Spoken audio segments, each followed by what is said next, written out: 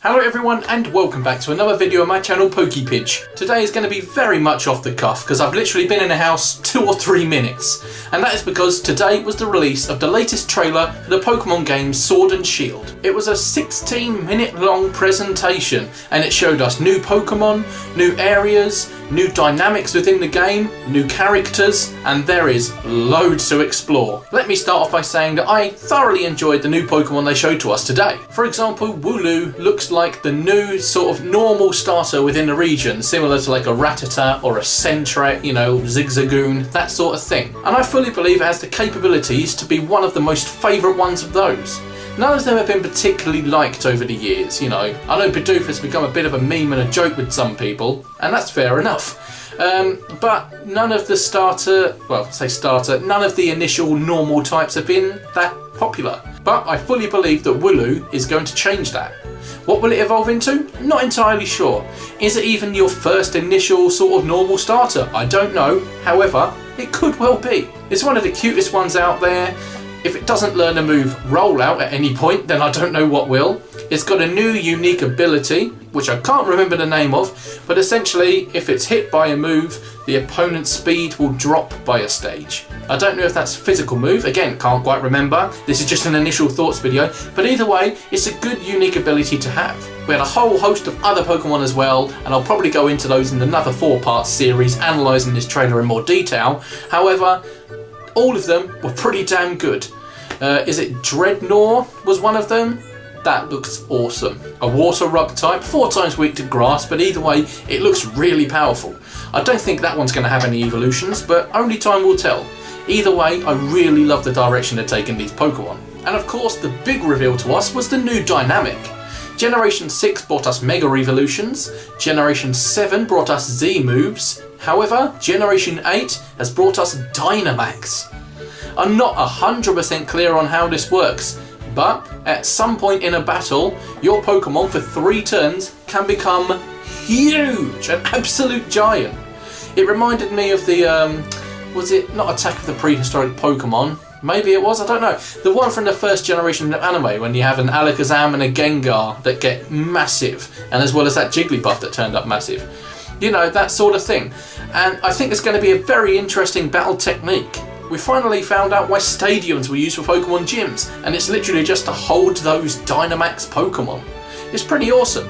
I love the fact that your audience is going to be there cheering you on. They look like they're colour coded for the type of gym that you'll be introduced to. For example, we had, I can't remember his name, but the grass type gym leader, he was there, and all of the crowd looked like they were wearing green. That's pretty cool. Although that does mean that they're going to be cheering for the gym leader and not you. But either way, still cool. But yes, I think this is going to be a much more popular dynamic and introduction than Z moves. I think Mega Evolutions is always going to be one of the top dynamics. That was absolutely incredible. Z moves are alright. People were fine with them. But I think this Dynamax dynamic is going to absolutely overtake Z moves. And until I actually use it or see more from it, I won't know too much, won't have too much more to say. Although I will do a whole part on it, analysing the trailer in a bit more detail now that I'm back home and I can actually do that. But anyway, moving on from that to the new characters.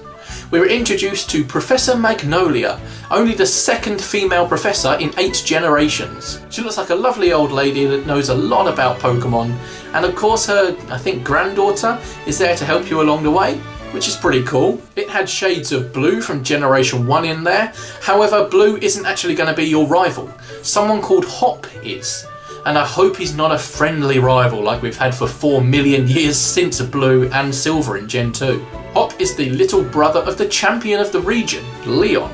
Leon is a very bubbly and friendly kind of guy, and his personality spreads across the whole region, and people just sort of generally want to get to know him. So that makes me think his little brother's going to follow suit. But either way, you'll be obviously following his little brother on his journey because you'll have Pokemon at the same time. It looks like from the trailer that he'll have the Pokemon that you're actually strong against, rather than usually if you pick the water type starter, he'll have the grass type starter, you know, etc. It looks like it went the other way round.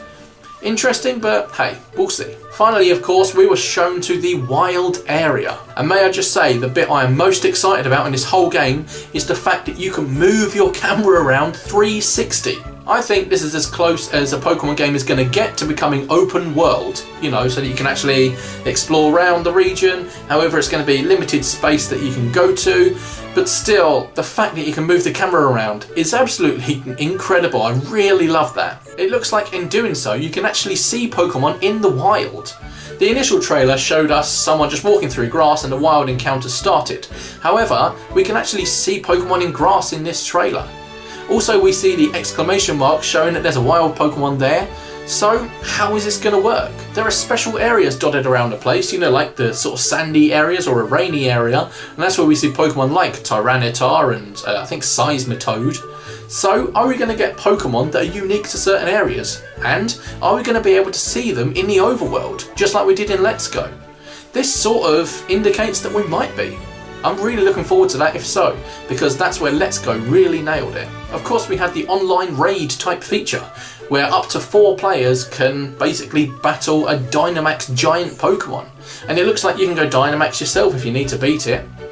I'm not entirely sure how that's going to work. I want to watch the trailer in more detail for that one. I know I've said that a lot, but this is literally just an initial thoughts. Wanted to get something to you guys. But either way, that will be analysed to hell, and I will tell you what I think of it. Initially though, I think it's a great idea. There's a lot of music in there around the sort of wild area time of the trailer that sounded very sort of Breath of the Wild-ish, if that makes sense. There was a lot of stringed instruments in there, but not like orchestra type, you know, it was plucked stringed. It was really incredible. And speaking of the music, near the end we heard bagpipes. It was incredible. It made me think of medieval times, which fits in really well with this region. And not only that, it fits in really well with these games. Of course, I can't put live clips with the music going in this actual video for copyright reasons, so do go and watch that video. And if you can, listen to the music. It's really good. I really hope all of the places in this region follow that sort of style of music, because if they do, this soundtrack has a potential to be one of the best Pokemon soundtracks we've ever had. But either way, they were my initial thoughts. I'm going to do a 4-part series like I keep mentioning, and I'm going to analyse the new Pokemon, the new Dynamax, the new area, the wild area, and I believe probably focus on the characters and some miscellaneous stuff that wouldn't fit in the first 3 parts. So please do look out for them. Of course I'm going to start with part 1, the new Pokemon, obviously. Not to mention the legendaries, I forgot about them. The Sword and the Shield legendaries, brilliant. Initial thoughts, they're great. So tune in for my part 1 to hear about those. But until then, I'm going to say goodbye. These are my initial thoughts. I'm really excited for this game. I think it's going in a great direction. And well, roll on my 4-part analysis. Yes, thank you for watching. I'll see you later.